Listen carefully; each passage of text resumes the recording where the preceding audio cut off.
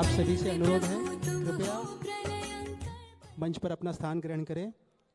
Shri Om Prakash ji Somani, doctor Shri Digambar जी झंवर, इस कार्यक्रम के प्रायोजक श्री रंगनाथ जी बंग, युवा संगठन के प्रदेश अध्यक्ष श्री हार्दिक जी सारड़ा, श्री वेणुगोपाल जी तोष्णियाल, वेणुगोपाल जी तापड़िया, आप सभी से अनुरोध है कि मंच पर अपना स्थान ग्रहण करें।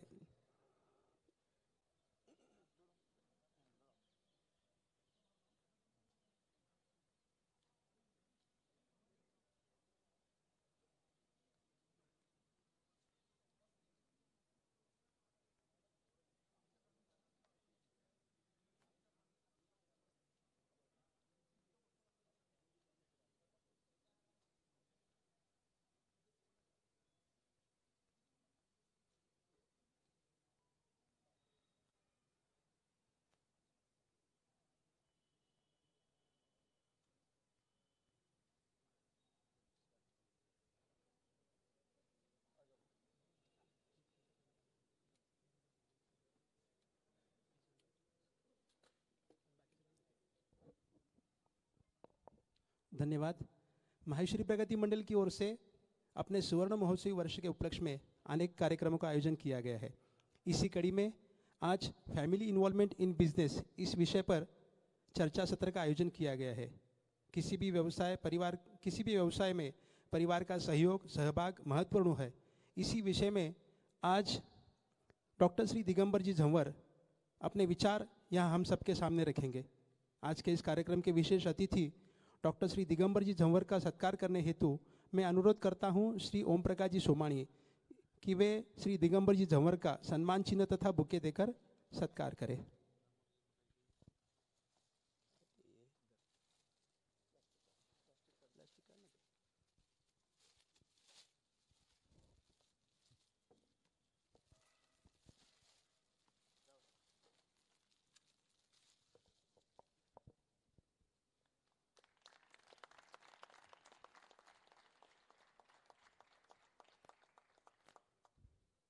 धन्यवाद।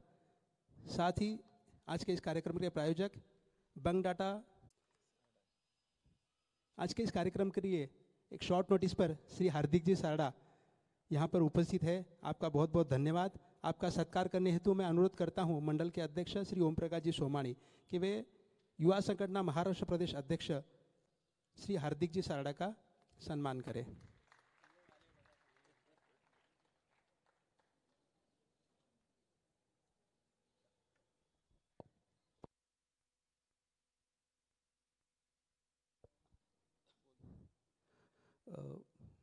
श्री ओम प्रकाश जी सोमाणी, श्री रंगनाथ जी मंग, आपसे अनुरोध है कि नीचे अपना स्थान ग्रहण करें। हम चर्चा सत्र को आगे बढ़ाते हैं।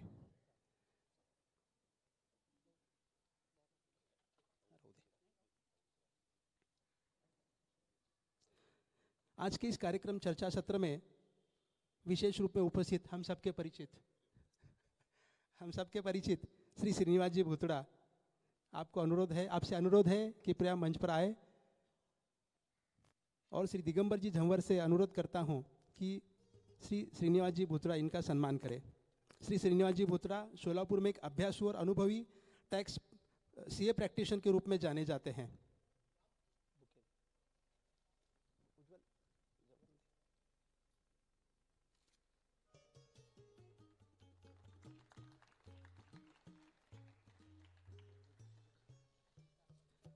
साथ ही श्री राज जी मिणियार, इसका सम्मान करने हेतु मैं निवेदन करता हूं श्री दिगंबर जी झंवर कि वे मिणियार जी का सत्कार करें। श्री राज मिणियार पिछले कई वर्षों से सीए की प्रैक्टिस कर रहे हैं। साथ ही आप राम जन्मभूमि न्यास के फाइनेंशियल कमेटी के एडवाइजर कमेटी में सदस्य भी है।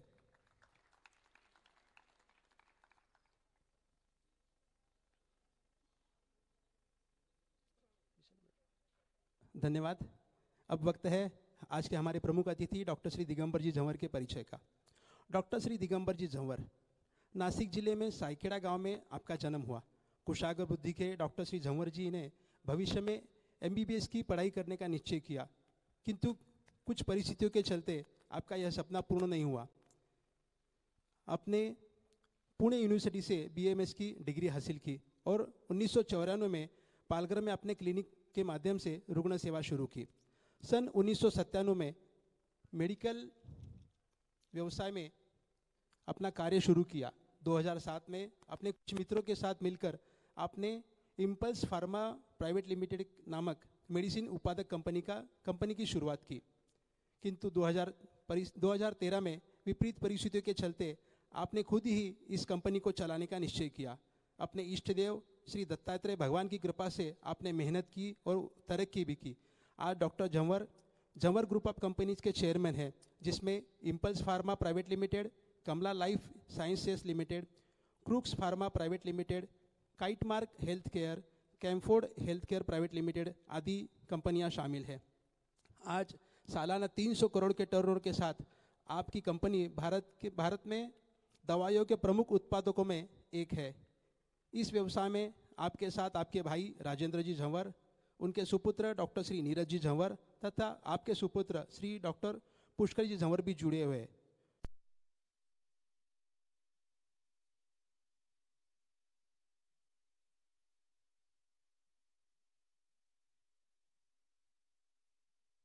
के बावजूद समाज सेवा फाउंडेशन की स्थापना की। आपने अधीन शौर्य भवन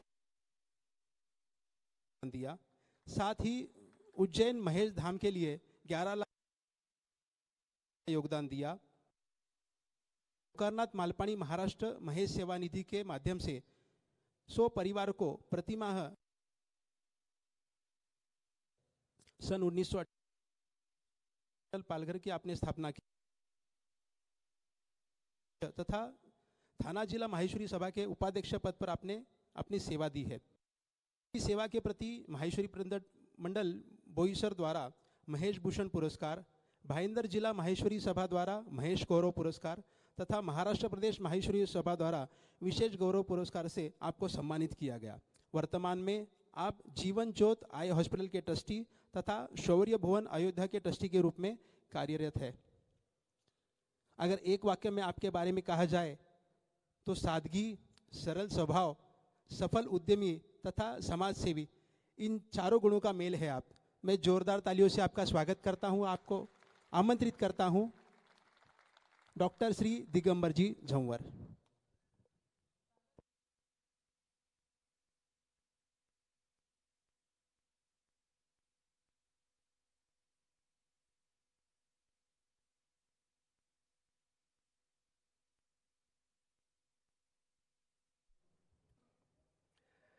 आज के इस सुवर्ण महोत्सव के विशेष आयोजन पर उपस्थित सोलापुर के माहेश्वरी प्रगति मंडल के अध्यक्ष ओम प्रकाश जी सोमानी, अन्य पदाधिकारी, मंच पर उपस्थित और मंच के सामने उपस्थित सभी माहेश्वरी महानुभाव, मेरे महेश भाई बहनों को मेरा नमन, वंदन, जय महेश।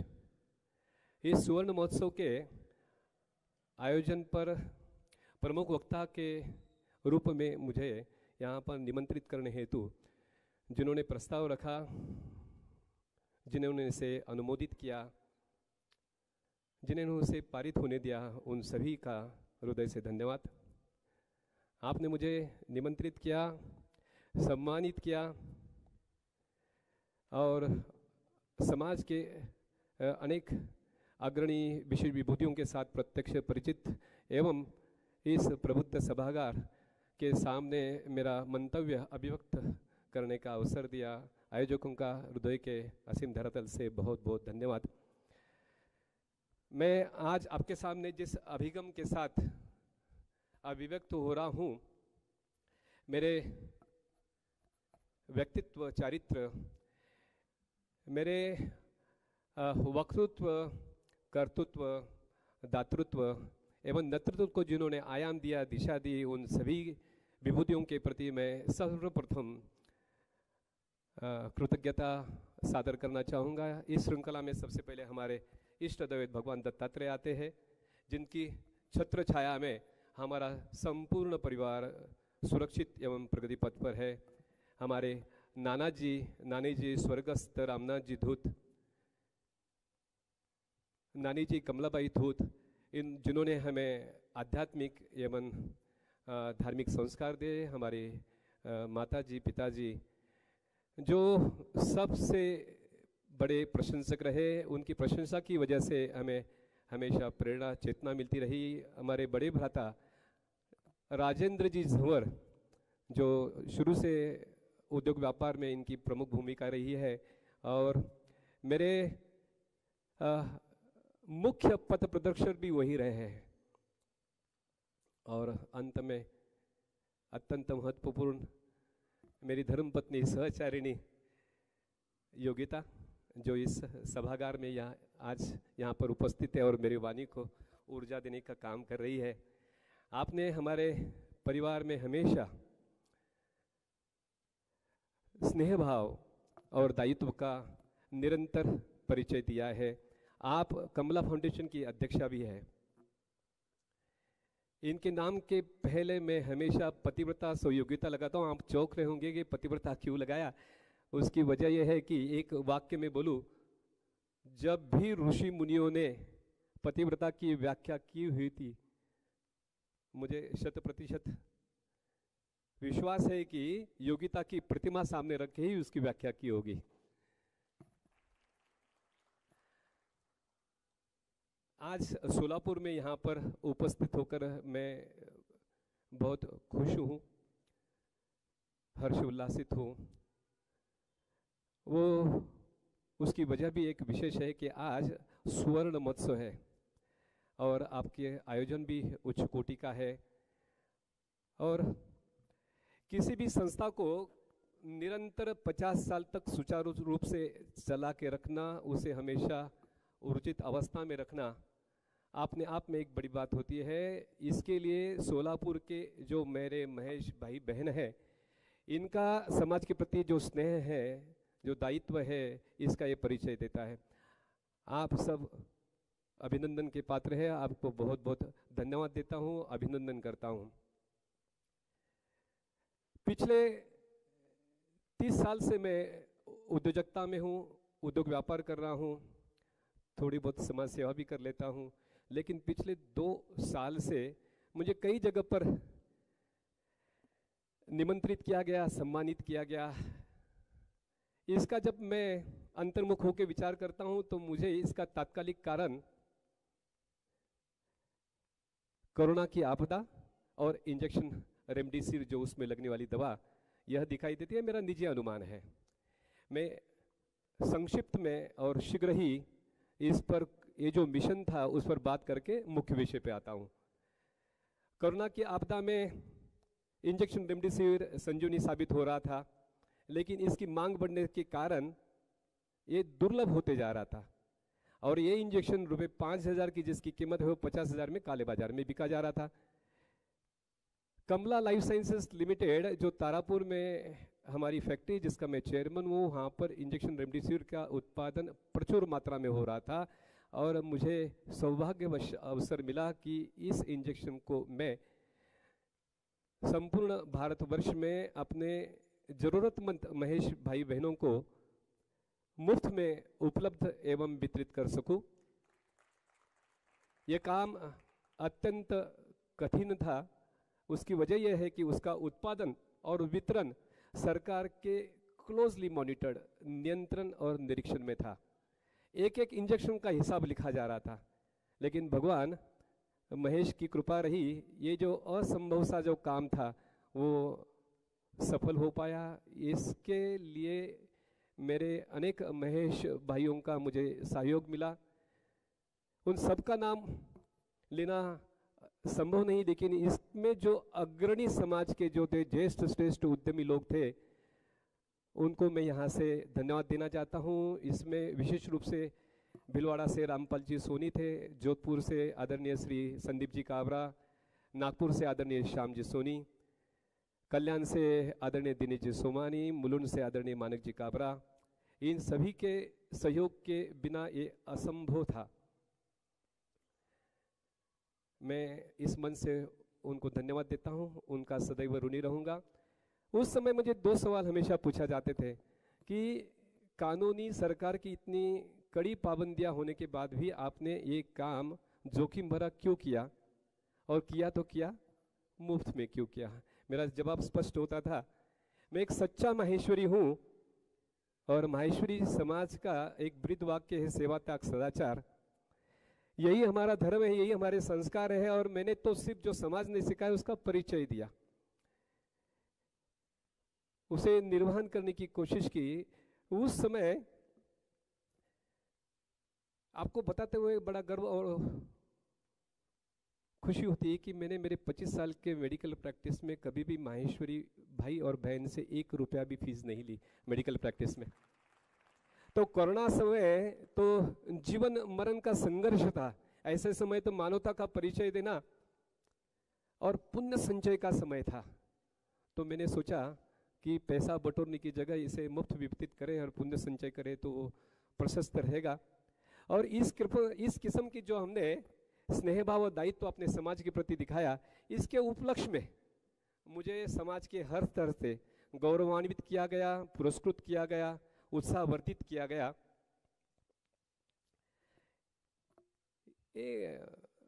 मुझे बताते समय फिर से बहुत खुशी होती है कि मैंने सीमित समय के लिए कोरोना में 2 हाथों से समाज को जो दिया, समाज ने उसे हजारों हाथों से लौटाया। यह हमारी समाज की खूबी है। मैं समाज सब भाइयों को जोरदार तालियों से बताता हूँ कि जय महेश का जय जयकार करें। पिछले 2 सालों में कई मंच पर मैंने सार्वजनिकता मेरी जन्म से आज तक की जीवनी बताई है। ये YouTube पर भी उपलब्ध है और प्रमुख वक्ता के प्रति जो जिज्ञासावश आप में से कई लोगों ने जरूर देखी भी होगी, मैं उसे बार बार दोहराना नहीं चाहता, लेकिन उसके कुछ बिंदुओं को मैं जरूर उजागर करना चाहूँगा जिससे आपका मेरा परिचय स्पष्ट हो और जो मुख्य विषय है वो बताने में मुझे आसानी सहायता हो। तो शीघ्र उसको संक्षेप में बता के मैं मुख्य विषय पे आता हूँ। हमारे परदादा श्री गोपाल दास जी झूमर जोधपुर राजस्थान की मरुधर को अपनी जन्मभूमि त्याग कर महाराष्ट्र में उद्योग व्यापार के लिए 100-125 साल पहले आए। मेरी जन्मस्थली साइकड़ा जिला नासिक, मेरा पितृ गांव शेंदुर्णी जलगांव। मेरा दोनों जगह पर देहाती जीवन शैली, मेरा पढ़ाई जिला परिषद मराठी मुलांची शाळा मराठी माध्यम से, जिला परिषद स्कूल से। उस छोटे देहात 3000 बस्ती के गांव का आपको एक अंदेशा आने के लिए कुछ बताना चाहूँगा, कैसे हम लोग रहा करते थे, जीवन शैली कैसी थी। 10 बाय 20 का मकान मतलब एक खुली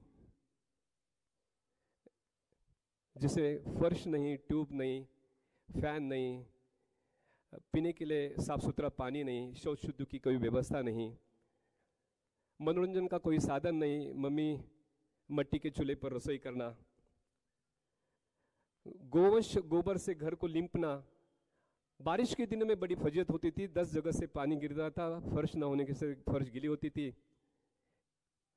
बस इसी प्रकार का कुछ हमारी स्कूल्स भी रहा करती थी। एक स्कूल्स तो 5 स्टार है और पढ़ाई का स्तर भी बड़ा निम्न था। 1985 में मैं 10वीं कक्षा में था। 155 बच्चे विद्यार्थी उस एग्जाम्स के लिए बैठे थे, उसमें से केवल 15 बच्चे पास हुए, 9.5%। आजकल अपने को कई जगह से सुनने आता कि 100% रिजल्ट लगता है 10वीं का, तो उस समय 9.5% रिजल्ट लगा। उस वर्ष बोर्ड के एग्जाम्स में प्रथम क्रमांक से पास हुआ। नासिक आया, डॉक्टर बना, पालघर को मेरा कार्यक्षेत्र बनाया। आर्थिक दृष्टि वहाँ पर स्थापित होने के बाद में अपने परिजनों को, परिवार को वहाँ शिफ्ट किया, स्थलांतरित किया।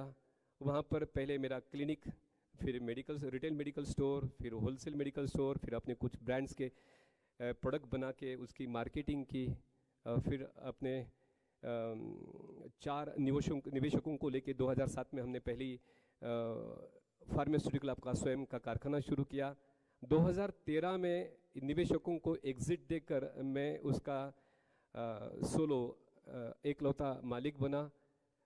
बड़े भाई साहब राजू दादा को भागीदार बनाया और 2013 से 2023 तक हमारे महाराष्ट्र में 4 फैक्ट्रीज, गुजरात में 1 फैक्ट्री और विदेश में 1 फैक्ट्री, ऐसी 6 फैक्ट्री, कई मार्केटिंग कंपनियों में हमने हिस्सेदारी लिए, स्वयं का निर्यात शुरू किया और आज विश्व के 36 देशों में हमारा कारोबार चल रहा है और 2030 तक इसका वैल्यूएशन 10,000 करोड़ का करके आईपीओ लाने का हमारा सपना है। भगवान महेश जी की कृपा रहेगी और आप सब लोगों का आशीर्वाद रहे तो हमारा सपना जरूर पूरा होगा। आज के मुख्य विषय पर आने से पहले मैं आप सभी लोगों को भारत वर्ष की पूर्व, वर्तमान और भविष्य आर्थिक स्थिति के बाद में उसके विशेष अंकों के बारे में अवगत कराना चाहता हूं। वो इसलिए कि हम अगर उद्योग व्यापार निवेश करना चाहते हैं, जिस धरती पर जिस देश में करना चाहते हैं वो कैसी है, हमें आसपास के विश्व में आसपास सब जगह अराजकता नजर आती है, politically unstable, absolutely economically unstable. बाजू में पाकिस्तान देख लो, अफगानिस्तान देखो, श्रीलंका देखो, यूक्रेन रशिया की स्टोरी सबको मालूम है, नाटो देश रशिया में क्या हो रहा है ये हम लोग सब जानते हैं। ऐसे परिस्थिति में विश्व के परिवेश में भारत का परफॉर्मेंस कैसा है, आर्थिक स्थिति कैसी है, पहले कैसी थी और भविष्य कैसा है, ये संक्षेप में पुनः और शीघ्र ही मुख्य विषय पे आऊंगा।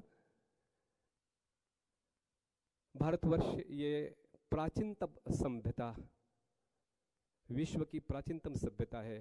हमने प्राचीन की कई सभ्यताएं देखी है, जैसे कि पर्शियन सभ्यता है, मेसोपोटामिया है, बाद में रोम है, सब कालवश खत्म हो गई। लेकिन भारतवर्ष की जो सनातन है सभ्यता आज भी कायम है, उसके कुछ होंगे क्योंकि ये भूमि देव भूमि है, यहाँ सात्विक गुण रोज उजागर होते हैं। भारतवर्ष विश्व का सबसे बड़ा लोकतंत्र है, भारतवर्ष विश्व के सबसे बड़ा जनसंख्या वाला देश है, हमारी आबादी 150 करोड़ है, मानव संसाधन में हम अव्वल क्रमांक पर है। इसकी विशेष बात यह है कि भारतवर्ष इस विश्व का यंगेस्ट सबसे कम आयु वाला देश है। औसतम आयु भारतवर्ष की 29 ईयर्स है और सांख्यिकी अनुमान है कि अगले 50 वर्ष तक ये यंगेस्ट रहेगा और भारतवर्ष विश्व का सबसे बड़ा बाजार भी है। जीडीपी के बारे में कुछ बताना चाहूंगा।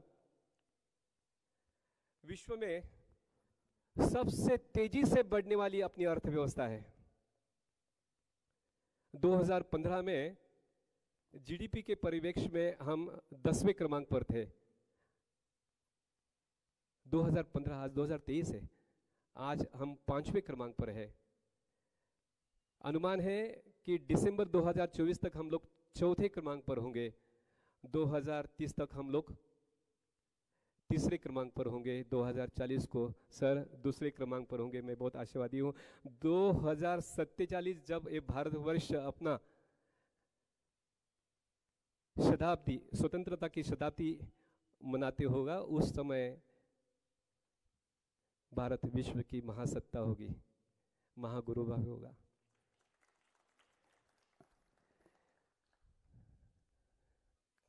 वर्तमान में अपनी जीडीपी 3.5 ट्रिलियन यूएस डॉलर है। इसके कुछ रोचक तथ्य आपको सुनने को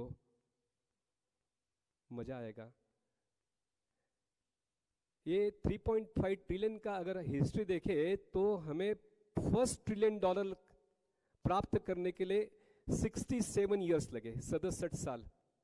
दूसरा ट्रिलियन हमने केवल 8 साल में प्राप्त किया और तीसरा ट्रिलियन पिछले सिर्फ 5 साल में प्राप्त किया। और खूबी यह है कि हमारी GDP 2/3, 2/3 GDP is driven by domestic demand. FDI के बारे में बताना चाहूंगा।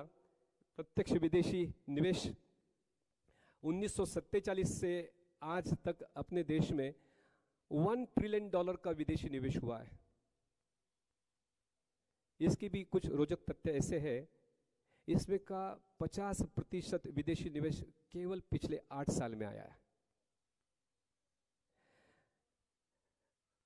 विश्व के 162 देशों ने अपने भारतवर्ष में निवेश किया है। ये वैश्विक उच्चांक है, किसी भी विश्व के एक देश में इतने सारे देशों ने निवेश नहीं किया। भारतवर्ष के 62 डिफरेंट सेक्टर्स में निवेश आया है, यह भी एक वैश्विक उच्चांक है।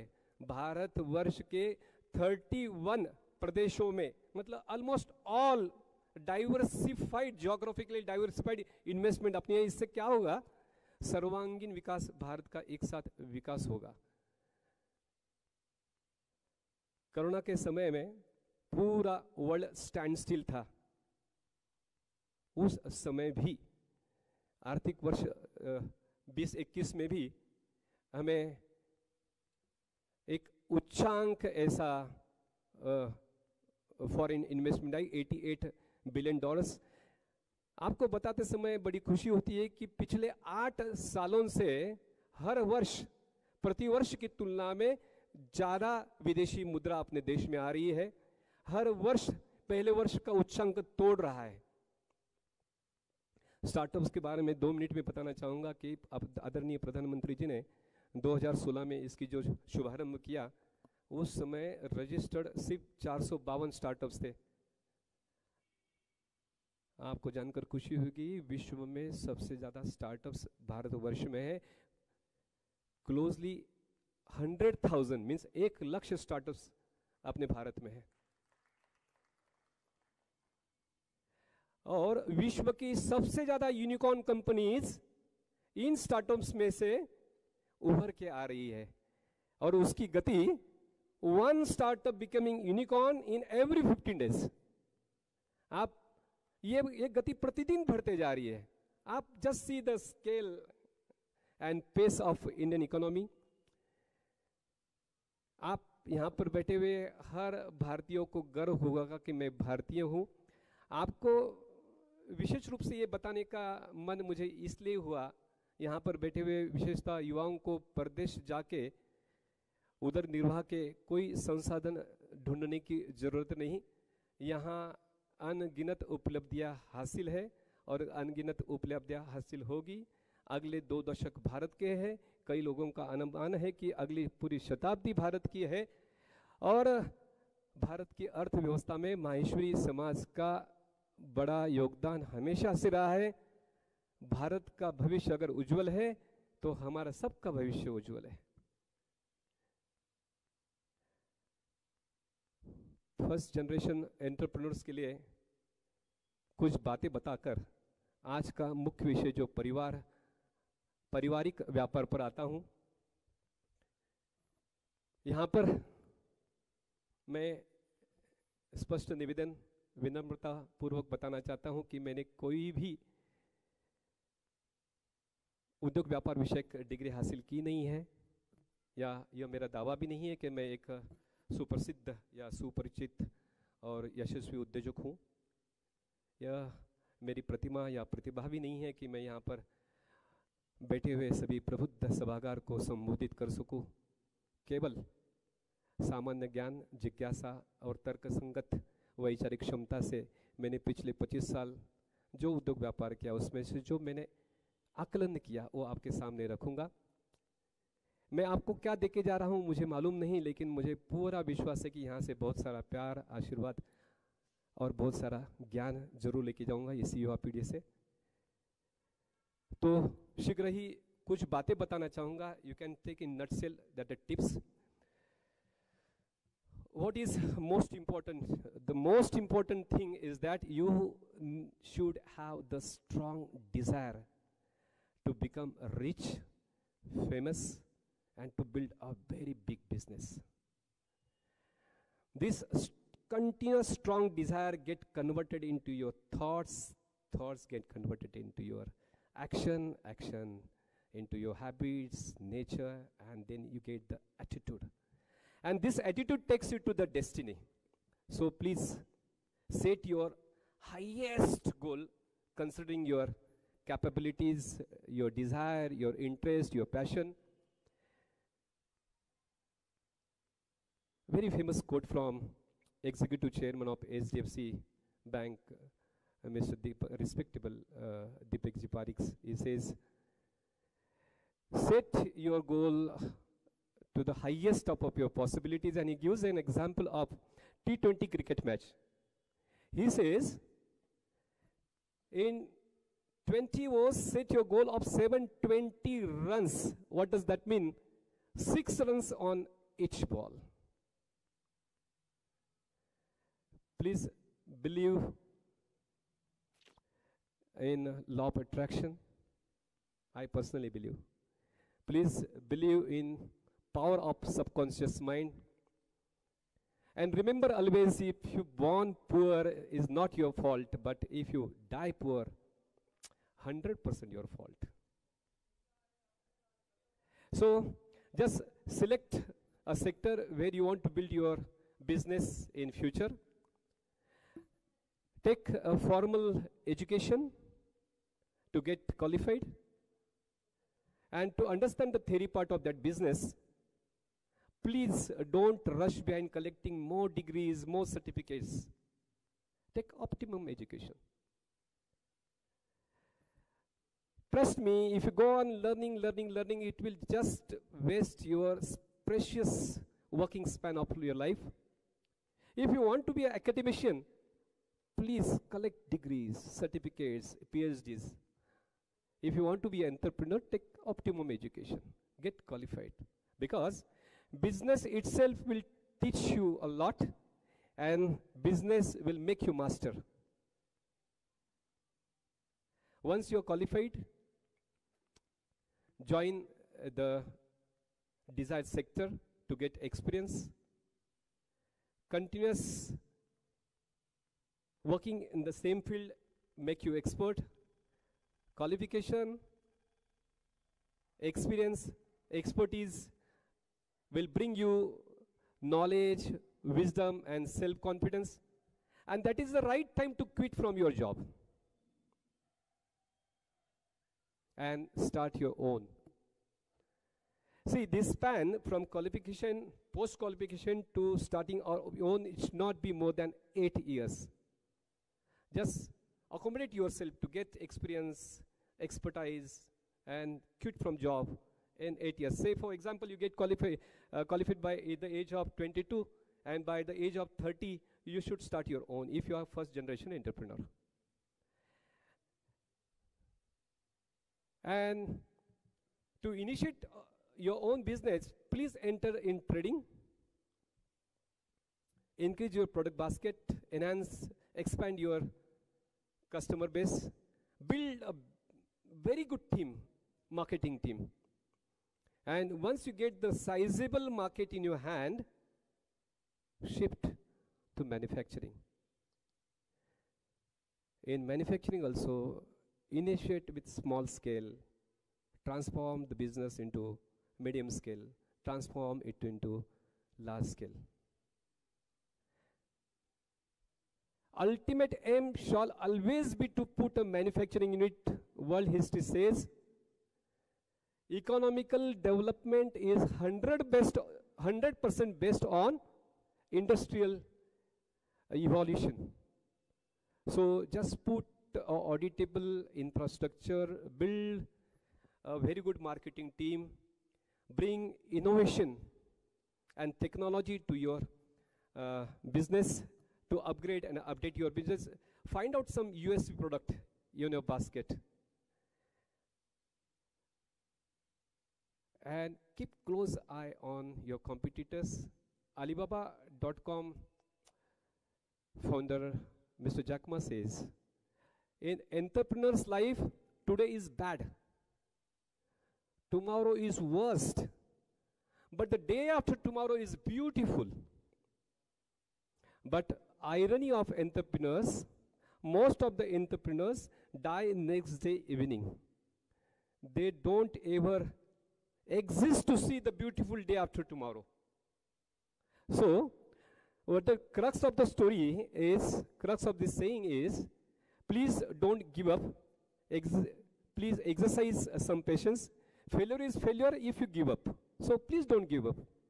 Exercise some patience. Believe in your capabilities. Believe in your aim. And I personally feel, please believe in supreme spiritual power. Take out some quality time for prayers. Bring ethics, moral, discipline, principles, humanity, compassion, spirituality to your business. This will build your business from growth, progress, and success. Gyan Vatsal ji, you must have heard about Gyan Vatsal ji, BAPS. He says, he defines success like enhancement in your materialistic possessions is called growth. Say, for example, this year you did the 50 crores turnover, next year 100 crores turnover, this is growth. But in business, if you bring ethics, moral principles, this growth get converted into progress. And with progress, if you bring in business, humanity, compassion, spirituality, you will get the success. And this ultimate success will bring name, fame, peace, prosperity to your life, which is what we are looking for. अंत में आज का जो मुख्य विषय है उस पर बात करना चाहूँगा। पारिवारिक व्यापार उद्योग, उसमें मुझे दो पहलू नजर आते हैं। पहला ये कि फर्स्ट जनरेशन एंटरप्रेन्योर ने कुछ बिजनेस शुरू किया, उसे इस्टेब्लिश किया, फिर परिवारजनों को उसमें शामिल करने के लिए न्योता दिया। और दूसरा पहलू ये है कि इस्टेब्लिश्ड फैमिली बिजनेस में युवाओं को आकर्षित करना और उस बिजनेस को आगे बढ़ाने के लिए उनको प्रेरित करना, यही विषय है ना। तो पहले पहलू पर बात करता हूं। मेरे ख्याल से 5-10 मिनट में हो जाएगा, चलेगा ना? 30 मिनट्स का टाइम है, 30 मिनट्स में हो जाएगा।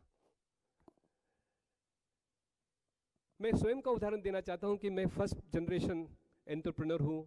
हमारे परिवार में किसी ने भी दवाई का उद्योग व्यापार किया नहीं। मैं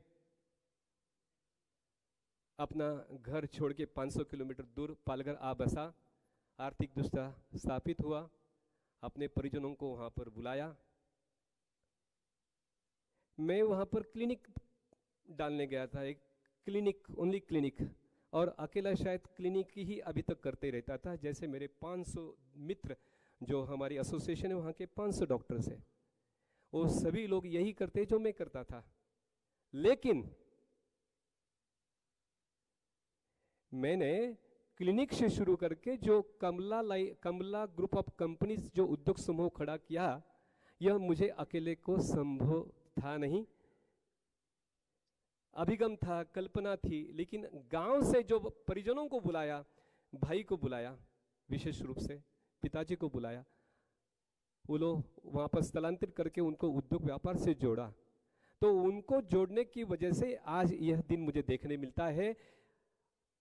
शुरू से हमारी क्लिनिक ये हमारे अर्थार्जन का प्रमुख स्रोत था। उसे खंडित किए बिना भिन्न भिन्न आर्थिक स्रोत खड़ा करना ये नामुमकिन था। ये मुमकिन हुआ क्योंकि मैंने अपने परिजनों को जोड़ा। तो मेरे ख्याल से पहला पहलू जो है कि फर्स्ट एंटरप्रेन्योर ने बिजनेस शुरू करना अपने अभिगम, अपने कल्पना से और अपने परिजनों को उसमें जोड़ने के बाद एक नई ऊंचाई, नया आयाम उसको मिल सकता है। इसका प्रत्यक्ष उदाहरण ये हो सकता है। अभी दूसरे पहलू पर आता है, इसका भी उदाहरण हमारे परिवार में है। हमारे बड़े भाई साहब राजू दादा, उनका सुपुत्र डॉक्टर नीरज इसी शहर के वैशंपायन मेडिकल कॉलेज से एमबीबीएस किया। मेरा सुपुत्र यहाँ पर बैठा है सामने, डॉक्टर पुष्कर, इन्होंने बीजे मेडिकल कॉलेज से एमबीबीएस किया। दोनों ने गवर्नमेंट मेडिकल कॉलेज से एमबीबीएस किया। ओपन कैटेगरी में हम अब सब लोग जानते हैं कि वहां पर दाखिल होना ही अपने आप में उच्चतम बुद्धिमत्ता और प्रतिभा का परिचय है।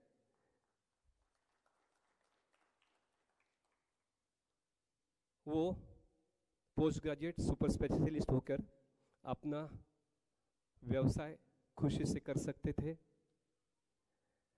एक को कार्डियक सर्जन बनना था, दूसरे को न्यूरो सर्जन बनना था।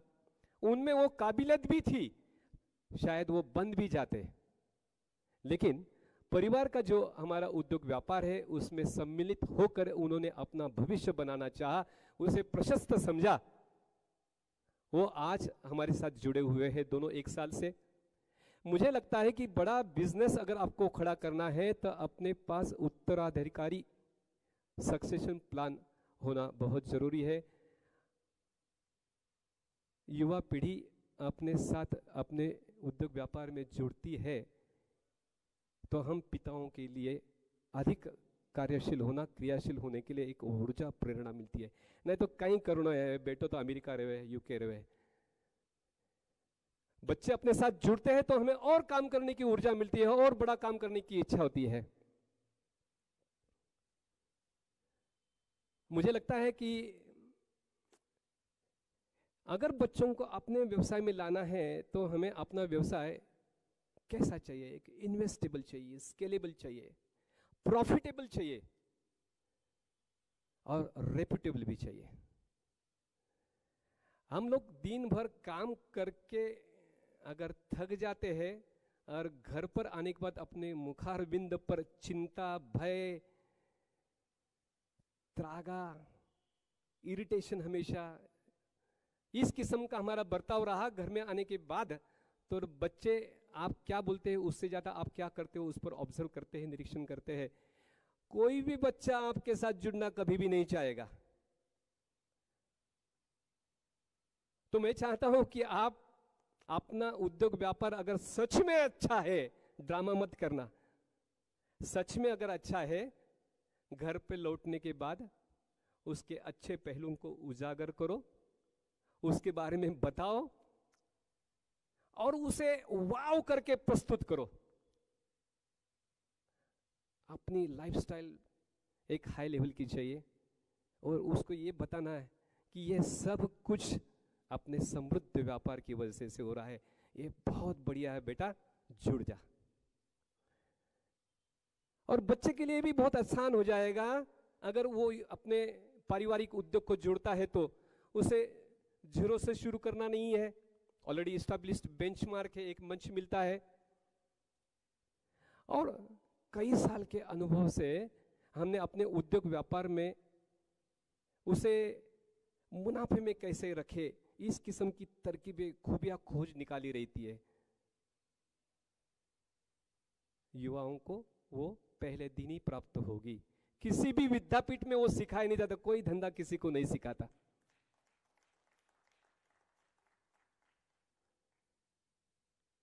निर्णय लेते समय हमारे साथ जुड़े हुए अपने जिन्होंने स्थापित किया हुआ है बिजनेस, उनके साथ विचार विमर्श किया तो निर्णय क्षमता बढ़ेगी, निर्णय लेना आसान होगा और सटीक होगा।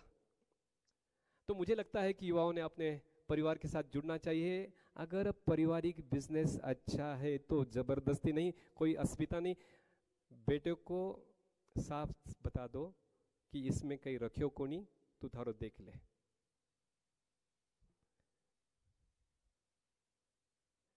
अगर अच्छा पारिवारिक बिजनेस है हकीकत में और वो उद्योग को हमें पीढ़ी दर पीढ़ी अगर लेके जाना है तो कुछ आचार संहिता का होना बहुत जरूरी है। आचार संहिता वो इसलिए है कि भविष्य में कभी किसी किस्म का संकट बाधा आती है तो उसका स्पष्ट विवेचन उसमें होना चाहिए। मेरी ये अपनी निजी मान्यता है कि अपना उद्योग किमान प्राइवेट लिमिटेड के लेवल का हो, भाइयों में चाचा पिताजी इनमें इसके इक्विटी डिस्ट्रीब्यूशन प्रॉपर प्रोपोर्शनेट या लॉजिकल हो। जिसने ये उद्योग खड़ा किया है उसे सम्मान मिले, उसे विशेष अधिकार मिले।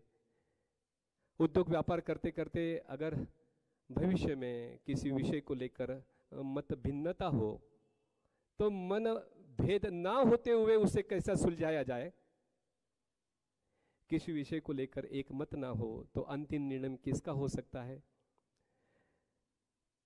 उद्योग व्यापार की जो जिम्मेदारियां है उसका आवंटन और निर्वहन स्पष्ट होना चाहिए, मतलब प्रोफाइल।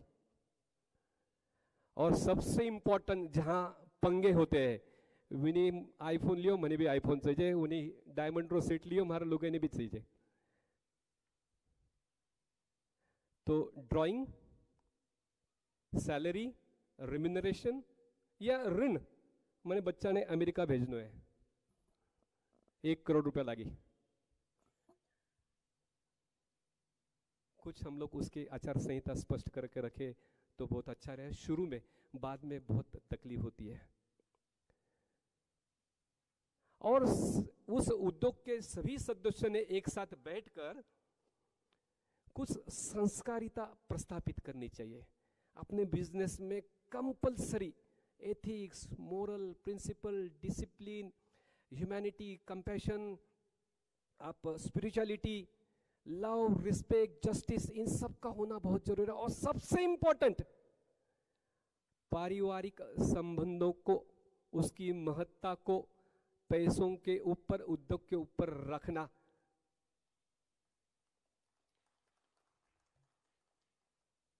मुझे लगता है कि एक अंतिम बात बताता हूं, अगर अपना उद्योग व्यापार अगर आप चाहते हो पारिवारिक उद्योग उज्जवल रहे, पीढ़ी दर पीढ़ी बढ़ता रहे, प्रगति पथ पर रहे, समृद्ध रहे, तो आपस में मेलजोल और वार्तालाप। आपने बॉलीवुड की मूवीज में सुना होगा ना, बॉलीवुड की मूवीज कैसे चलती है? 3 चीजों से चलती है, एंटरटेनमेंट, एंटरटेनमेंट और एंटरटेनमेंट। तो पारिवारिक उद्योग व्यापार भी कम्युनिकेशन, कम्युनिकेशन और कम्युनिकेशन से ही चल सकता है। बड़ो भाई है वो वायलेशन कर रहे है, मैं क्या बोलूं, तो इससे कम्युनिकेशन दूर, डिस्ट्रेस बढ़ेगा, हमेशा डायलेमा में रहेंगे, कम्युनिकेशन बढ़ेगा, मिसअंडरस्टैंडिंग बनेगी और इसका अंत डिस्ट्रक्शन में ही होगा। तो कम्युनिकेशन को ध्यान में रखे, ईगो को गो करे। अंतिम में 1 मिनट में लेता हूं, 1 मिनट मैं परिवार के बारे में कुछ विशेष बात बता के आज की बात को समाप्त करता हूं। मुझे बड़ी खुशी होती है ये बात आपके साथ में साझा करने से। आपको एक परिवार की बैठक मालूम पड़ेगी। हमारी नानी जी और नाना जी की, मेरी मम्मी एकलौती संतान, मेरे मामा मामी, मामा मौसी कोई नहीं। हमारी नानी जी मृत्यु तक रात में एक बार 9 बजे खाना खाते थे। आत्मक्लेश से उद्धार, ये दत्त संप्रदाय का जो थ्योरी है उसको वो अनुसरण करती थी। हमारे नाना जी ने 91 की उम्र में वो स्वर्गस्थ हुए। मृत्यु पूर्व 35 साल सिर्फ दही पर रहे, दही, सुबह लगाया हुआ दही, रात को बिना मिर्च नमक शक्कर का वो खाते थे। हमारी माता जी अभी 76 साल की है, हम उनके साथ रहते हैं पालघर में। वो पिछले 35 साल से सिर्फ उपवास वाली चीजें जो साबूदाना और भगर रात को 9 बजे लेती है, इन्होंने कभी भी रोटी सब्जी दाल चावल नहीं खाया। इन्होंने जो पुण्य संचय किया उसके फल हम आज खा रहे हैं। तो मुझे कभी कोई पूछता है कि अगर आपने ये उद्योग व्यापार खड़ा किया तो उसमें आपका कर्तृत्व कितना और आशीर्वाद कितना, तो मैं बोलता हूं कि 1% कर्तृत्व और आशीर्वाद 99%। इसलिए आप सब लोग क्वालिटी टाइम निकल के प्रेयर्स करते रहे। अंत में शुभकामनाएं देना चाहूंगा। आपका उद्योग व्यापार पीढ़ी दर पीढ़ी सुचारू रूप से चलता रहे। नए युवा उद्योग व्यापार में रोज नई ऊंचाई हासिल करें। स्वयं का नाम, अपने परिवार का नाम, अपने समाज का नाम, अपने राष्ट्र का नाम रोशन करे और ऐसा कुछ काम करे कि इतिहास भी अपने लिए एक पन्ना सुरक्षित रखे। इस मंगल कामनाओं के साथ मैं आज मेरे वाणी को विराम देता हूँ। जय हिंद, जय भारत, जय महेश। धन्यवाद। निश्चित ही सफलता का कोई शॉर्टकट नहीं होता।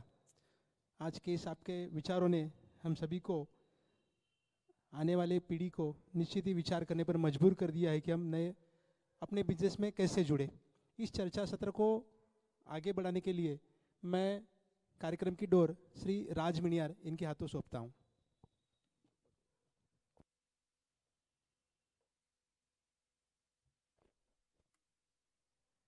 आज के कार्यक्रम के प्रमुख अतिथि डॉक्टर दिगंबर जी झंवर जी, माहेश्वरी प्रगति मंडल के अध्यक्ष ओम प्रकाश जी, पदाधिकारी, मेरे सीनियर मार्गदर्शक श्री श्रीनिवास जी भूतड़ा एवं सभी बंधु भगिनी, आज यहाँ पर अपने प्रमुख अतिथि ने अपने उद्बोधन में कुछ मार्गदर्शक सूत्र बताए हैं। मैं उस सूत्र का प्रैक्टिकल एक्सपीरियंस मैंने जो किया, वो एक मेरे जो क्लाइंट है जो संयुक्त परिवार का बहुत बड़ा बिजनेस चलाते हैं, उन्होंने यह बिजनेस कैसे इंटैक्ट रहे इसके लिए क्या क्या इंप्लीमेंट किया है प्रैक्टिकली, वो आपके साथ में 5 मिनट में शेयर करूंगा, ताकि उससे अगर अपने को कुछ हिंट मिल सकते कि हम क्या करना चाहिए, हमें क्या करना चाहिए अपने पारिवारिक बिजनेस के लिए। और वो मेरे क्लाइंट है, शोलापुर के, बहुत बड़ा बिजनेस है उनका। 5 भाइयों का बिजनेस है। कुछ भाई यहाँ रहते हैं, कुछ भाई दूसरे गांव में रहते हैं गुजरात में, और बहुत बड़ा बिजनेस है, करोर्स। ऐसे ही मेरी और मैं अभी उनको सिर्फ कंसल्टेंसी प्रदान करता हूँ। और जब मेरी उनसे डिस्कशन होती है कि ये इतना बड़ा बिजनेस है और बिना कोई झगड़ा, बिना कोई कुछ, कितने सालों से कैसे अच्छा चल रहा है, जब मेरा डिस्कशन हुआ तो उन्होंने मुझे बताया कि ये उन्होंने कैसे पॉसिबल किया है। सबसे पहली बात, उन्होंने जो बिजनेस जॉइंट, बाहर गांव से रहो या यहाँ से रहो, सबका पूरा एक ही फर्म है। एक ही फर्म में टोटल बिजनेस, फैमिलीज डिवाइडेड है, फैमिलीज ज्वाइंट नहीं है। फैमिलीज रहने के लिए डिवाइडेड है, लेकिन बिजनेस सबका ज्वाइंट है। अभी अपने प्रमुख अतिथि ने बताया कि ये हो सकता है कि इन्होंने एक सेट लिया, मैं एक सेट लूँ, तू क्यों नहीं सेट लेता, ये क्वेश्चंस आ सकते हैं। तो ये सभी ध्यान में रखते हुए उन्होंने इतना माइन्यूट स्टडी किया है इन सभी बातों का, और उन्होंने एक एमओयू बनाया है, फैमिली का एक एमओयू बना है उनका। और एमओयू में सब पूरा डिटेलिंग किया हुआ है कि कौन से वक्त में क्या किया जाना चाहिए।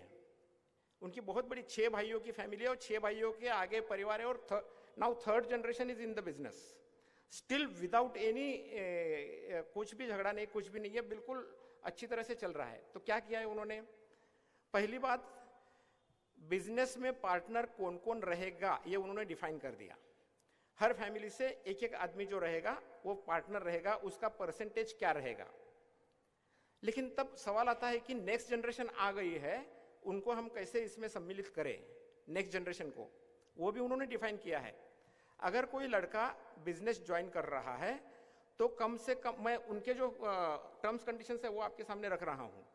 उन्होंने लिखा है कि कम से कम पहले 6 साल तक उसको कोई भी शेयर ऑफ प्रॉफिट नहीं दिया जाएगा, 6 साल तक। और 6 साल तक अगर उसका इन्वॉल्वमेंट कंटिन्यूअस है तो उसके बाद में उसको कितना शेयर दिया जाएगा, और वो शेयर देते वक्त दूसरे लोगों का कितना शेयर कम किया जाएगा, उन्होंने डिफाइन किया है।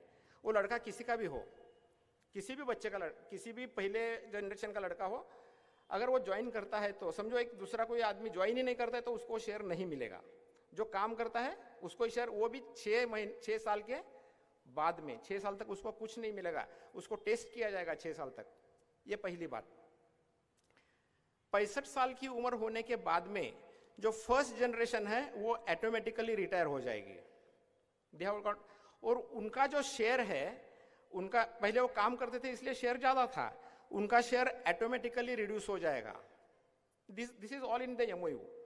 और वो शेयर किसको डिस्ट्रीब्यूट होगा ये भी उन्होंने लिखा है। तो इसका मतलब ये एक फैमिली के लिए नहीं, उनके जो 6 फैमिली है वो सबके लिए एप्लीकेबल है। जो भी उसमें आएगा ये रूल्स फॉलो करो। दूसरी बड़ी बात, जो खर्चे के बारे में उन्होंने बताया कि खर्चा, वो घर में ज्यादा खर्चा कर सकता है, दूसरा आदमी खर्चा कम कर सकता है, तो उसमें क्या, ड्राइंग्स के बारे में क्या, तो उन्होंने एक फिक्स कर दिया है कि हर आदमी को, हर परिवार को एक पर्टिकुलर अमाउंट उन्होंने, और उसका वो हर ईयर में उसको चेंज करते हैं, उस अमाउंट को एक फिक्स अमाउंट हम ड्राइंग्स बोल के देंगे for their personal expenses and some common expenses, जो कॉमन खर्चे रहते हैं वो फर्म में मतलब फर्म से ड्राइंग होके उसमें से किए जाएंगे। उसके लिए उन्होंने एक अलग से एक कॉर्पस बनाया है अलग से, उसमें से किए जाएंगे। फॉर एग्जाम्पल, मतलब फैमिली में ये भी अच्छा, सबका संबंध अच्छे रहे, इसके लिए उन्होंने जो प्रिकॉशन लिए वो बताता हूँ मैं। अगर कोई आदमी बीमार पड़ जाता है, ये 6 परिवार में से, तो ऐसे नहीं कि वो उसका ड्राइंग में से खर्चा करेगा, नहीं, ये कॉमन फंड में से खर्चा करेगा। कॉमन फंड में से उसके फिर मेडिकल एक्सपेंसेस कितने भी हो उस आदमी के, the common fund will be utilise for medical expenditure. Education उन्होंने डिफाइन किया है। एजुकेशन, कोई भी फैमिली में से कोई हायर एजुकेशन लेना चाहता है, up to so and so amount, उन्होंने अमाउंट डिफाइन की है, उसका खर्चा कॉमन फंड में से होगा। सबसे बड़ी बात जो है, बहुत बार ऐसा होता है कि एक फैमिली में लड़कियां 3 हैं, एक फैमिली में लड़की 1 ही है, दूसरे फैमिली में 2 लड़कियां हैं, तो उन्होंने डिफाइन कर दिया है लड़कियां कितनी है हम नहीं देखेंगे, किसकी भी लड़की हो पूरे फैमिली की लड़की मानी जाएगी और हर लड़की के शादी में हम इतना इतना खर्चा करेंगे कॉमन फंड में से। उसके लिए कोई इसका फंड, वो उसका इंडिविजुअल फंड यूटिलाइज नहीं होगा, कॉमन फंड में से होगा। और एक बड़ी बात, बहुत फैमिली में क्या रहता है, घूमने जाने का भी शौक रहता है। ये मैं जानबूझ के छोटे छोटे पॉइंट्स क्यों बता रहा हूँ कि ये बहुत अपने फैमिली में इंपॉर्टेंट रहते हैं। घूमने जाने का शौक रहता है, तो अगर घूमने जाना है तो खर्चा कहाँ से करेंगे? पर्सनल ड्राइंग्स उन्होंने इतनी दी है कि वो घूमने के लिए इनफ नहीं है। अभी घूमने जाना है कि अभी किसी को इंडिया में घूमने जाना होता है, किसी को अब्रॉड घूमने जाना होता है, खर्चा डिफरेंट हो सकता है। फिर कोई बोल सकता है कि नहीं मैं आज स्विट्जरलैंड जा रहा हूँ, फिर देखा देखी आप बोलते हैं वैसा हो सकता है।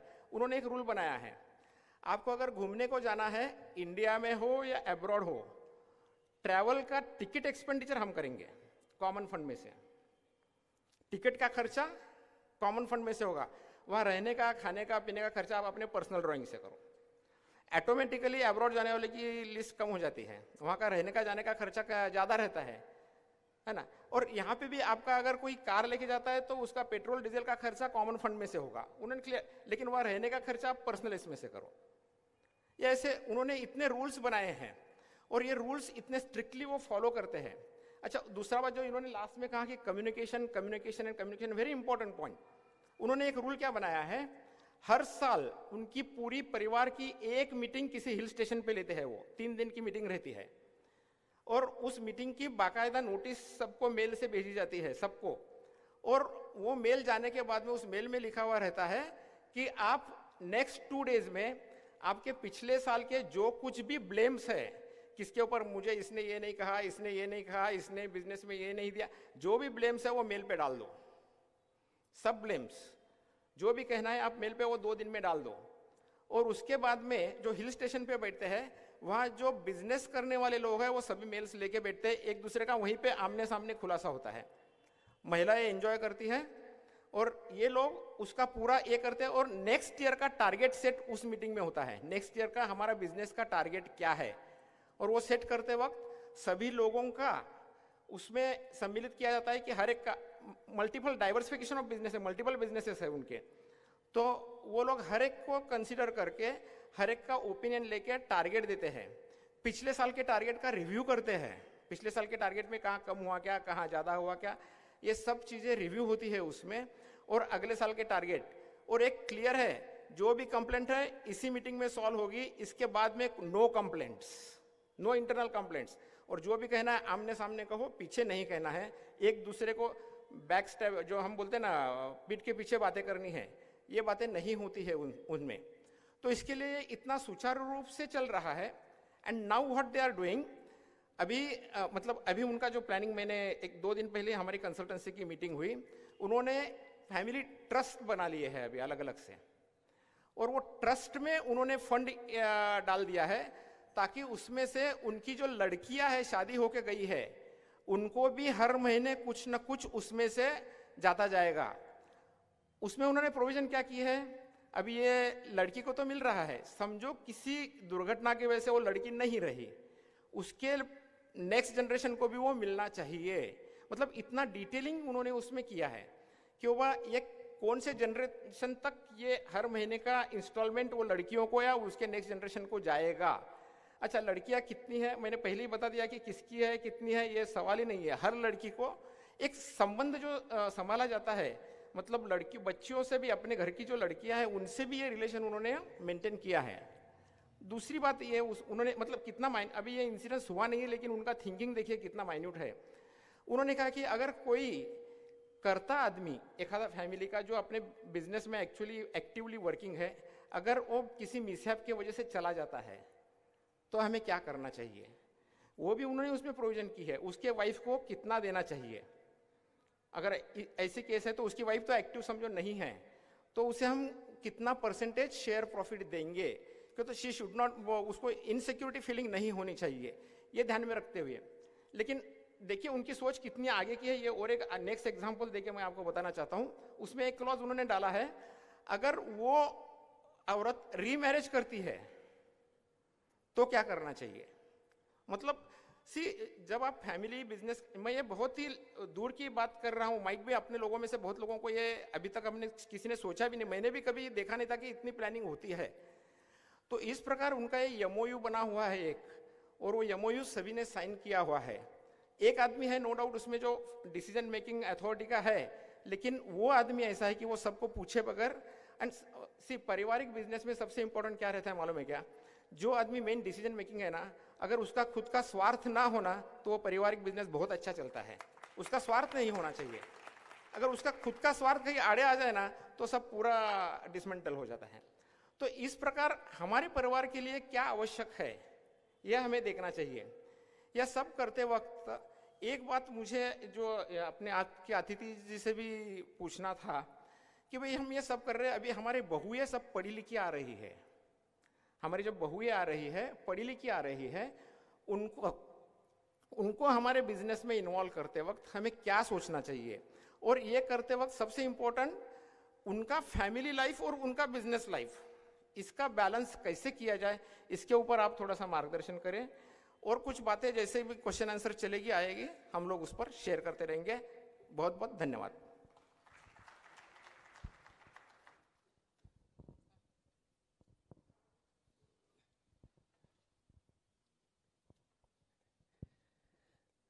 मैं इस पारिवारिक उद्योग समूह को बहुत कॉम्प्लिकेटेड करने के पक्ष में नहीं हूँ।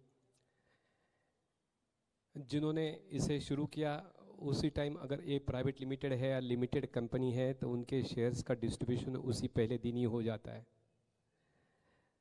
तो उसके जो उत्तराधिकारी है, सक्सेशन प्लान, किसी के एक बच्चा है तो उसको 100% सक्सीड होगा, जिसके 2 बच्चे हैं तो उसमें अपने आप ही डिवाइड होगा।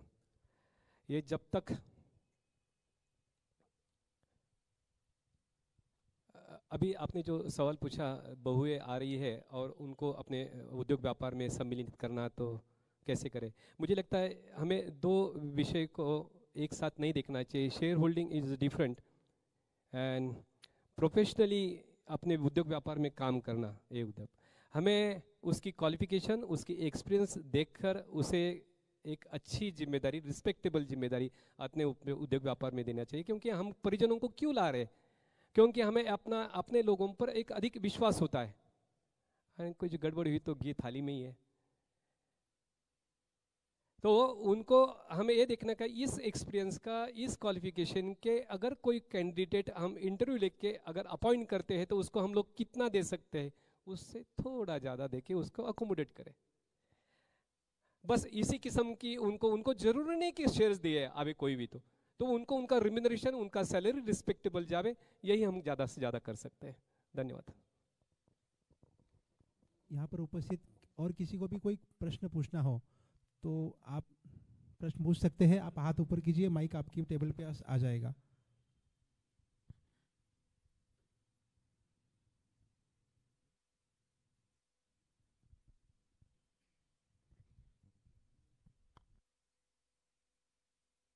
सभागार से निवेदन है कि आसान सवाल पूछे।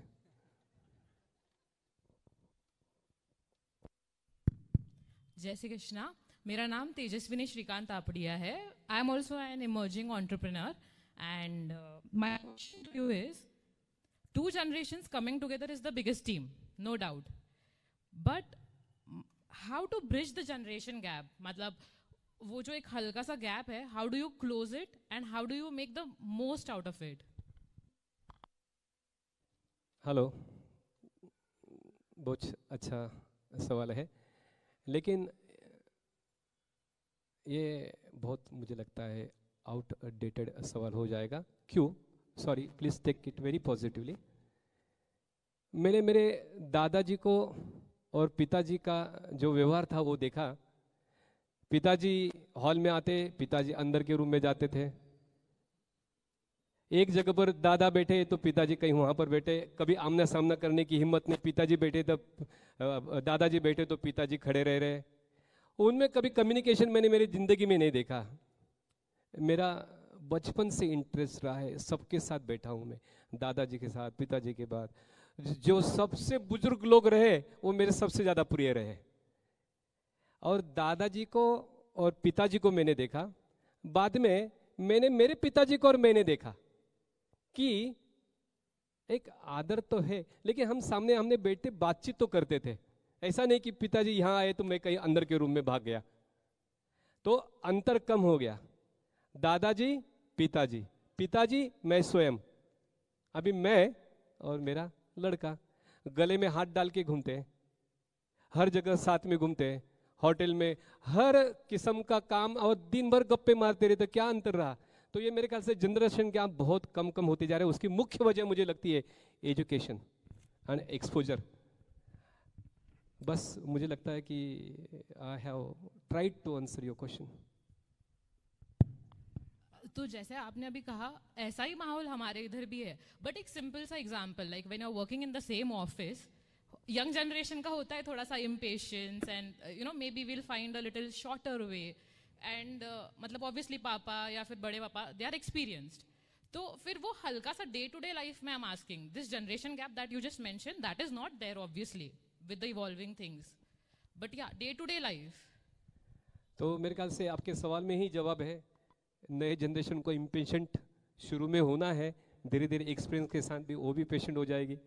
मेरे ख्याल से ये जो शुरू में सुपरफिशियल जो बातें समझ में आती है कि एग्जैक्टली डॉक्टर पुष्कर का भी यही बर्ताव है. आज क्या, आप यो क्यों नहीं करे, इका को नहीं, अरे थोड़ा शांति से, आज क्या कुछ नहीं होने वाला है, ये इसको डिस्पैच क्यों नहीं हुआ, हम कुछ डिस्पैच रिकवरी, पापा 30 दिन हुआ, 31 दिन में उसका कौन पैसा क्यों नहीं मांग रहा है. अरे 31 नहीं, ऐसा नहीं रहता है. थोड़ा डिप्लोमेटिकली बात करते करते करना पड़ता है. उससे बातें करेंगे, इधर उधर की 10 बातें करेंगे, फिर हल्के, सर मुझे लगता है कि आपने पेमेंट कर दिया होगा, एक बार देख लेना प्लीज, अपने अकाउंट से बात करो ना. आपके अकाउंट में ध्यान नहीं रहता है सर, तो पैसा मुझे उससे मांगने का है. मैं बोलता सर अकाउंट्स को बोलो ना सिर्फ आपके. तो इस बातें मेरे ख्याल से आप निरंतर अपने वरिष्ठों के साथ, मतलब अपने पिताजी चाचा जी के साथ में रह रहकर सीखोगी. ये सब reading the word sentences between 2 lines की किस्म की बातें है. मेरे ख्याल से ये कस्टमाइज भी चीज़ें हैं. जैसे आपने आचार संहिता के बारे में बताया, ये आचार संहिता you can not take it as a golden standard. It's customise करना है आपको, कस्टमाइज. और जो सदस्य है उनकी स्वेच्छा भी बहुत इंपॉर्टेंट है. स्वेच्छा, उसको क्या लगता है.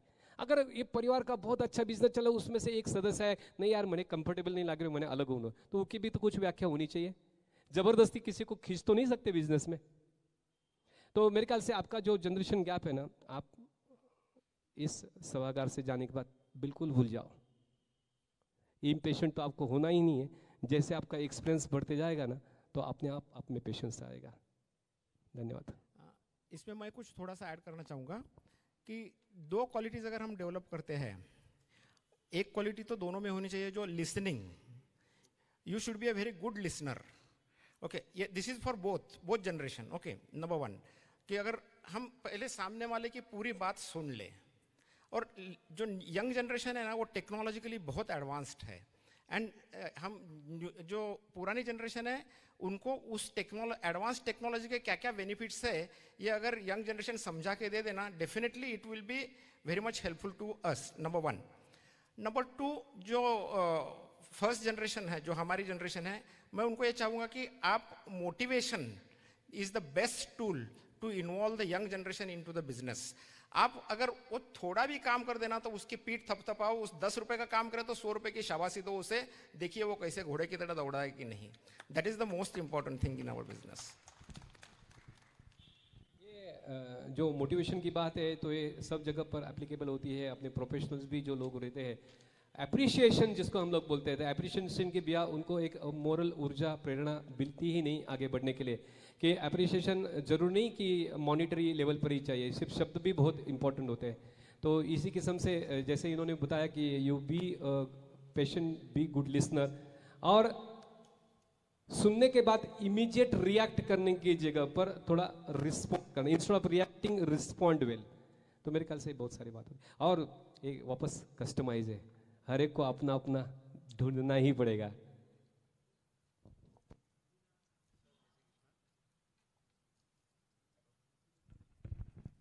हेलो, नंदकिशोर भराड़िया, सादर जय श्री कृष्ण। पारिवारिक बिजनेस का आज का ये जो टॉपिक है, इसमें परिवार का व्यापार अच्छी तरह से चल रहा है। एक परिवार का व्यापार अच्छे तरह से है। उस परिवार में अगर कोई बच्चा इंजीनियर होता है, हम क्या सोचते हैं कि बच्चों को उसके हिसाब से उनको पढ़ाई देनी चाहिए। अगर घर का बच्चा एक बोलता है कि मैं इंजीनियर बनना चाहता हूँ, और अगर वो इंजीनियर बनता है तो पारिवारिक अच्छा बिजनेस छोड़कर उसको इंजीनियरिंग में कुछ कंस्ट्रक्शन लाइन में अलग बिजनेस देना चाहिए क्या? अगर बच्चा अपने कहने में है तो उसे अपन क्या गाइड करना चाहिए? एक मेरा साथ में दूसरा सवाल एक और भी है कि बिजनेस अच्छी तरह से है, बहुत से लोग कहते हैं कि एक ही बिजनेस पर डिपेंड मत रहिए, इसका क्या जवाब है?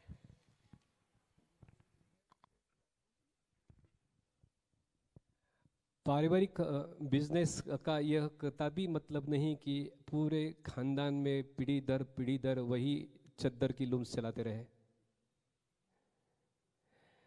हमें इनोवेशन, टेक्नोलॉजी और नई नई आइडियाज़ को अपने उद्योग मतलब हमें कुछ खरीदना है, बिकना है, बनाना है। जरूर नहीं कि वही चीज़ करना है। डाइवर्सिफिकेशन तो बहुत बहुत ज़रूरी है, इसलिए कि किसी भी बिजनेस की एक आयु सीमित होती है, और अपने बिजनेस के प्रोस्पेक्ट्स और बच्चे के जो क्वालिफिकेशन है उसके प्रोस्पेक्ट्स हमें सामने रखने हैं। प्रोस कॉन्स, बेटा तू इंजीनियर बनी तो थाने कैन की नौकरी मिली, तो थाने स्टार्टिंग पैकेज कैन मिली, बढ़कर कितो बड़ी। उसका अल्टीमेट एम इंजीनियरिंग सेक्टर में कुछ मैन्युफैक्चरिंग करना है तो एक बहुत अलग बात हो सकती है। अपना उद्योग में बेसिकली आप इंजीनियर बनो, डॉक्टर बनो, कुछ भी बनो, एक बेसिक क्वालिफिकेशन अपने विश के हिसाब से तो चाहिए। अगर बच्चे में कॉमन सेंस, लॉजिक, आईक्यू, अपने बच्चों में जो डीएनए है वो खुलकर ऊपर तक आएंगे ही आएंगे। तो मुझे नहीं लगता है कि कोई इंजीनियर अपना प्रस्तावित बिजनेस नहीं कर सकता है। उसको लगा उसको इंजीनियर बनना मिलना, लेकिन वो क्वालिफिकेशन के पहले हम लोग बैठ के बात करते हैं ना, तो बहुत अच्छा हो सकता है कि अपना जो उद्योग व्यापार है इसमें कौन सी प्रोस्पेक्टिव डिग्रीज अच्छी हो सकती है। ये तो उसके क्वालिफिकेशन की बात करता हूँ मैं। अगर मेरी बेटी का रिश्ता करना है तो मैं जवाई ढूंढते समय कुछ दिमाग में आता है, खानदान कैसे चाहिए, उसके साथ उसकी क्वालिफिकेशन क्या होनी चाहिए। बहू भी ढूंढूंगा तो मेरे दिमाग में कुछ आते कि अरे यान की डिग्रीज रही तो चुक हो रही। तो मेरे ख्याल से वो शुरू से देखना चाहिए, और उसको अगर बहुत उसमें उस किस्म की अगर डिजायर है कि मैं कुछ करना चाहता हूँ पप्पा, और 100% उसको अपने पारिवारिक बिजनेस में प्रॉस्पेक्ट कम नजर आते होंगे और उसके खुद पर उसको ज़्यादा आत्मविश्वास होगा, सपोर्ट करो, ज़्यादा चिंता मत करो, ज़्यादा सोचो मत। धन्यवाद, थैंक यू। इंपॉर्टेंट थिंग ये भी है कि एजुकेशन लेते वक्त उसका एटीट्यूड आपने देख लिया कि उसको किस तरफ जाना है, ये आपने देख भी लिया और उसने एजुकेशन उस फील्ड का ले भी लिया है। सबसे महत्वपूर्ण बात यह है कि एजुकेशन कभी वेस्ट नहीं होता है, सबसे इंपॉर्टेंट है ये। जो नॉलेज उसने गेन किया है वो कहीं ना कहीं यूज होता है। मैं मेरे अपने लड़के का ही उदाहरण देता हूँ। मेरे लड़के ने यूपीएससी के 3 अटेम्प्ट दिए और 3 अटेम्प्ट में he could not succeed and finally he has to, but now he is using that knowledge in his this industry की कौन से स्टेट में तूर का या इसका चना दाल का क्रॉप कितना आता है, क्या मुझे कुछ भी पता नहीं है, वो उसका नॉलेज अभी यूज करता है। वो यूपीएससी में जो उसने एग्रीकल्चर का स्टडी किया था वो स्टडी अभी यूज करके उसका वो यहाँ पे यूटिलाइजेशन करता है। तो हमें उसके एजुकेशन के बाद कुछ डिस्टर्ब नहीं करना है, एजुकेशन यू गो अहेड, लेकिन जब बात एक्चुअल इम्प्लीमेंटेशन और एक्चुअल एग्जीक्यूशन की आती है तब हमें, जैसे आज के प्रमुख अतिथि जी ने बताया कि हमें उसके सभी प्रोज एंड कॉन्स उसके सामने रखना है and then it should be a common decision. लेकिन एक बात है, हमारा समाज हमेशा नौकरी देने वाला होना चाहिए, नौकरी करने वाला नहीं होना चाहिए। शुरू में अगर बिजनेस भी करना है तो मैं इंसिस्ट करूंगा कि वो जरूर सिमिलर सेक्टर में नौकरी करे। नौकरी किस बात के लिए करनी है? उसके जीवन यापन के लिए नहीं, एक्सपीरियंस के लिए। मतलब नौकरी करूंगा ही नहीं ऐसा भी नहीं, नौकरी करना है एक्सपीरियंस के लिए करना है। एक्सपीरियंस लेके अपना अल्टीमेट एम होना चाहिए मुझे खुदरो व्यापार खड़ो करना है। ओके। और मेरे दोनों भी बच्चे एमबीबीएस बने। विद्या कहीं भी निष्काम नहीं होती, बेकार नहीं जाती। वो अप्लाइड साइंस हर जगह पर काम तो आता ही है। एक साल में मैंने देखा, मुझे थोड़ी सी कहीं तो भी चिंता हो रही थी कि इन्होंने एमबीबीएस किया।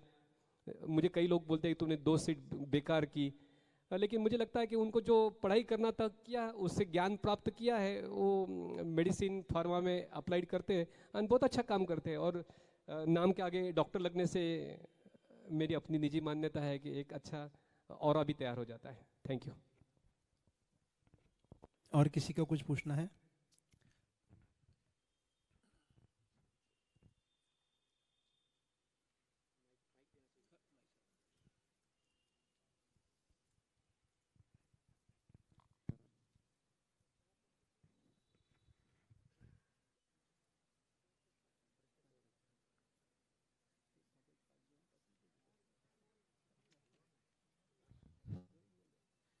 कृष्ण सर,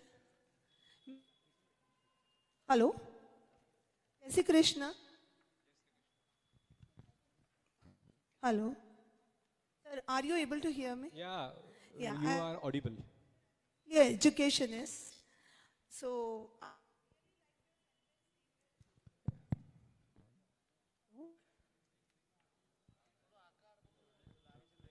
रेंज नहीं है sir.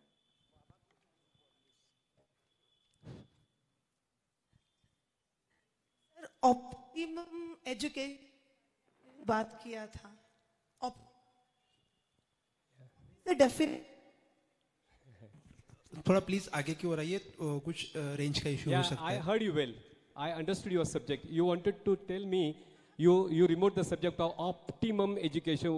How can you define the optimum education? This is what you want to ask. Okay.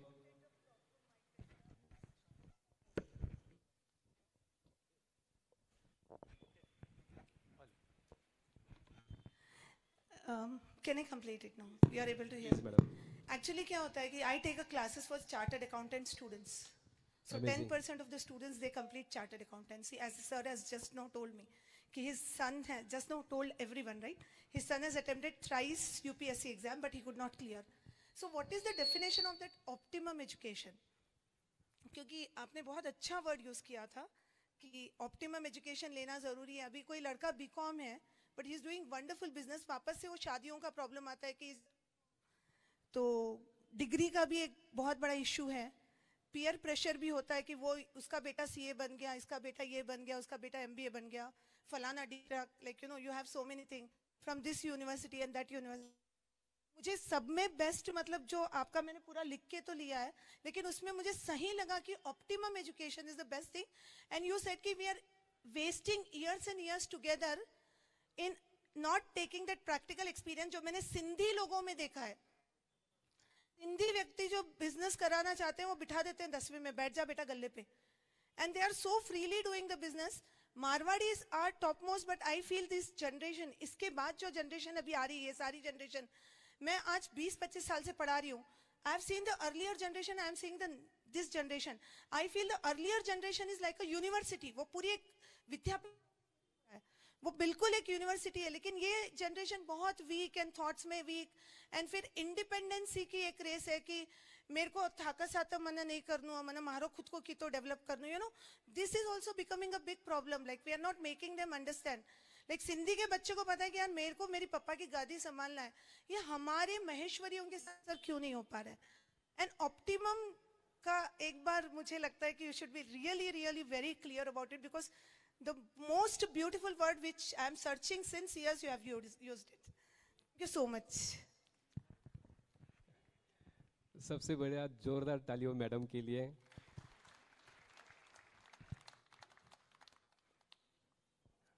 मैं तो बोल दिया, फंस गया, ऑप्टिमम कहाँ से यूज किया। ऑप्टिमम का समानार्थी शब्द मैं बताऊंगा कि मिनिमम रिक्वायर्ड एजुकेशन। जैसे कि अगर हमको उद्योग व्यापार करना है तो बीकॉम हुए, अभी बीकॉम हुयो, एमकॉम हुयो, सीए हुयो, आईसीडब्ल्यू हुयो, सीएस हुयो, ये क्या करो है। अगर थाने एकेडमिशियन बनना है तो आपको ये सब जरूरी चीज़ें, because this is required thing. अगर आपको आखिर बिजनेस ही करना है तो उस पर्टिकुलर बिजनेस, अगर टेक्सटाइल बिजनेस है, टेक्सटाइल बिजनेस का एक डिप्लोमा भी कर लिया तो इनफ है, अगर डिग्री किया तो और अच्छा। लेकिन डिग्री के बाद में और तुम एमएस करने के लिए फॉरेन जा रहे, अमेरिका में कई टेक्सटाइल सीखी तू 8 ग्रेजुएट हो जा टेक्सटाइल इंजीनियर और तुरंत अपने बिजनेस में लग जा। तो ऑप्टिमम का मतलब कि मिनिमम रिक्वायर्ड एजुकेशन के मेरा कहना था। और दूसरी बात आपने कही कि बच्चों को कैसे आकर्षित करें अपने उद्योग व्यापार में। सिंधियों का आपने उदाहरण दिया कि सिंधी बच्चा एक 10वीं 12वीं हो गया तो तुरंत पापा के गले पर बैठ जाता है। तो देखो वो गल्लागिरी तो बहुत अलग है, हम लोग एक छोटे से उद्योग की बात नहीं, उद्योग समूह खड़ा करने की बात करते हैं। और मुझे पूरा विश्वास है कि ये माहेश्वरी युवाओं में वो डीएनए है कि हमें उद्योग खड़ा करना है, धंधो नहीं। धंधा तो कोई कर ले, एक आधी कई दुकान किराना की लगाई दी, एक आध रेस्टोरेंट डाल दिया, 2-5 लाख रुपया महीना कमा लिया। बात हम उद्योग खड़ा करने की बात करें। पारिवारिक उद्योग का मतलब एक समूह, मालपानी ग्रुप, संगमनेर, जैसे अपने को दिखता है कि एक ऐसा एक बड़ा उद्योग समूह खड़े करने के लिए बच्चा अपने आप आकर्षिक होगा। अगर आप, मैंने पहले बता दिया जैसे कि आप घर पे आके कैसे बिहेव करते हो, कैसे आपके एक्सप्रेशंस होते हैं, और ड्रामा करके नहीं, हकीकत में आपने, अगर आपका बिजनेस सच में अच्छा नहीं है ना तो उसको पहले आप ट्रांसफॉर्म कर लो, आप सिलेक्ट कर लो एग्जैक्टली आपको क्या करना है।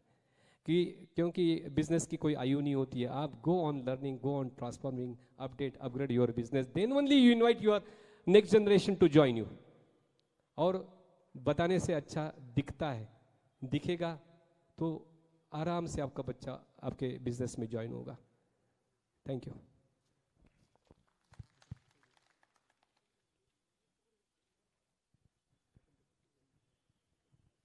और किसी को कुछ पूछना हो?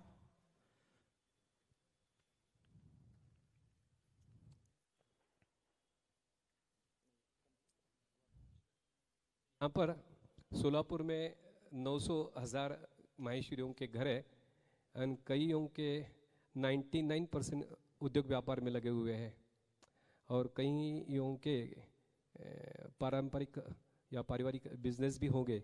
लेकिन यहाँ पर उपस्थिति 150 से 200 लोगों की है।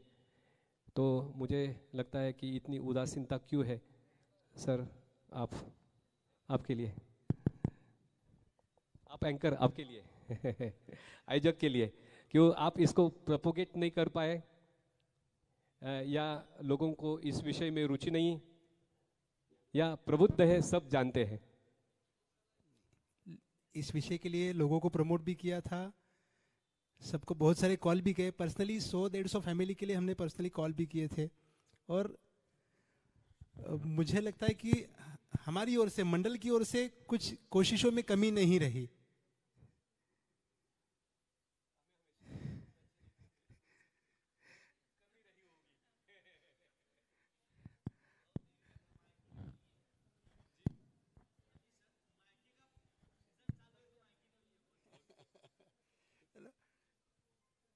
ठीक है, ये कमी अगली बार जब आएंगे तो ये कमी आपकी पूरी कर देंगे बिल्कुल। चलो इस कार्यक्रम को यहीं पे 1 मिनट। सुवर्ण महोत्सव पे आपने मुझे बुलाया, आप जरूर मुझे हीरक महोत्सव पे बुलाओ। बिल्कुल बिल्कुल। सुवर्ण महोत्सव के मैं मेरे बेटे के साथ आया, हीरक महोत्सव को मेरे पोते के साथ आऊंगा। और मुझे लगता है अगली बार हमारे वक्ता होंगे आपके डॉक्टर पुष्कर जी। हेलो, मंडल की ओर से मैं एक आप क्वेश्चन पूछा है उसके बारे में बताना चाहूँगा। लास्ट 1 महीने से प्रिपरेशन चल रहा है। एक क्वेश्चन आपसे पूछना चाहिए था लेकिन टाइम भी आपने उल्टा पूछ लिया। क्यों? उसका रीजन है कि जनरेशन ये प्रोग्राम रखा गया था और वो जनरेशन ही उदास क्यों लगे की कोशिश हम कर। आधी जनरेशन मोबाइल में लटकी हुई है। आप जो थे आपके ग्रैंडफादर, फादर एंड आप 3 जनरेशन था। आज के डेट में मैं और मेरा बच्चे में से तो आधा बच्चा मेरा रूम में मोबाइल खेलता है और मैं बाहर बैठा रहता हूं, या मैं मोबाइल खेल रहा हूं और बच्चा बाहर बैठा है। इस पे से भी बहुत बड़े इश्यूज है आज के डेट में और ये जनरेशन को समझाने की बहुत जरूरत है। ये सब्जेक्ट अलग है लेकिन क्वेश्चन था इसलिए मैंने ये क्वेश्चन को आंसर देने की कोशिश की है, क्योंकि इस पे पूरी दिन खत्म हो जाएगा लेकिन सब्जेक्ट नहीं खत्म होगा। फिर उसकी रिस्पॉन्सिबिलिटी हर एक की अलग अलग होती जाएगी। मदर की अलग होगी, फादर की अलग होगी, ग्रैंडफादर की अलग होगी, हर एक की अलग होगी। और उसमें वो डिबेट कंसेप्ट हम अलग से रखेंगे नेक्स्ट ईयर में और उस टाइम पे इस पे और अच्छे से डिबेट कर पाएंगे और उसमें ज्यादा से ज्यादा ट्राई करेंगे कि जनरेशन को और इन्वॉल्व करने की कोशिश करेंगे। Thank you very much sir. धन्यवाद। आज के इस कार्यक्रम के लिए विशेष अतिथि के रूप में उपस्थित पालघर निवासी डॉक्टर श्री दिगंबर जी झंवर, आप यहाँ पे उपस्थित रही है और बहुत ही अच्छा मार्गदर्शन दिया, इसलिए आपका मंडल की ओर से साधुवाद व्यक्त करते हुए आभार व्यक्त करता हूँ। साथ ही श्री राजजी मिणियार और श्री श्रीनिवास जी बोतड़ा, आपका भी बहुत बहुत आभार और यहाँ पर उपस्थित आप सभी महानुभावों का भी आभार व्यक्त करके कार्यक्रम की समापन की घोषणा यहाँ पे करता हूँ।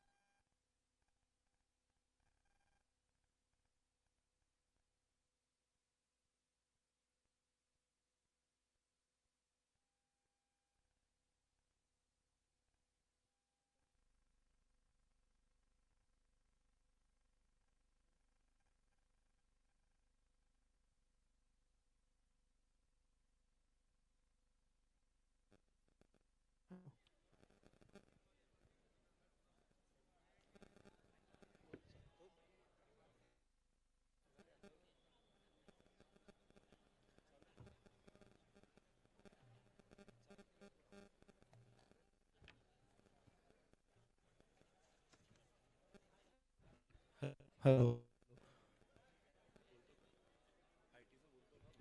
यहाँ पे अल्पोपहार की व्यवस्था की गई है, तो आप सभी से अनुरोध है कि कृपया अल्पोपहार करके ही अपने घर प्रस्थान करें।